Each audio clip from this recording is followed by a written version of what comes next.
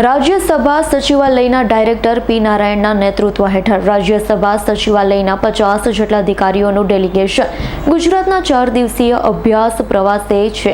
ડેલિગેશનને statue of યુનિટીની મુલાકાત લીધી હતી તેમજ એકતાનગર ખાતે નર્મદા ડેમ, જંગલ સફારી પાર્ક, આરોગ્ય વનની મુલાકાત સહિત પ્રાકૃતિક સૌંદર્યનો નજારાને અધિકારીઓએ નિહાળ્યો. પ્રવાસ અંતર્ગત ડેલિગેશન તારીખ 20મી જૂને નર્મદા જિલ્લાના આંતરરાષ્ટ્રીય પ્રવાસનના કેન્દ્રબિંદુ તરીકે ઉભરી આવેલા સ્ટેચ્યુ ઓફ યુનિટી ખાતે આવી પહોંચતા નાયબ collector protocol N.F. Vasava, licence અધિકારી J.R. દવે, નીતિન પટેલ ડેલિગેશનનું સ્વાગત કર્યું. તારીખ 20 અને 21 જૂન 2024 દરમિયાન એકતાનગર સ્થિત સરદાર સાહેબની વિશ્વની સૌથી વિરાટ પ્રતિમા સ્ટેચ્યુ ઓફ યુનિટી નિહાળી ડેલિગેશનને ભવ્યતાના દર્શન કર્યા. અધિકારીઓએ સ્ટેચ્યુ ઓફ યુનિટીની 35 માળની ઊંચાઈએ આવેલી વ્યુઇંગ ગેલેરી એટલે કે સરદાર સાહેબના હૃદયના સ્થાનેથી સરદાર સરોવર, નર્મદા ડેમ અને વિંધ્યાચલ સાતપુડા ગિરિમાળાનું પ્રાકૃતિક સૌંદર્ય પણ નિહાળ્યું.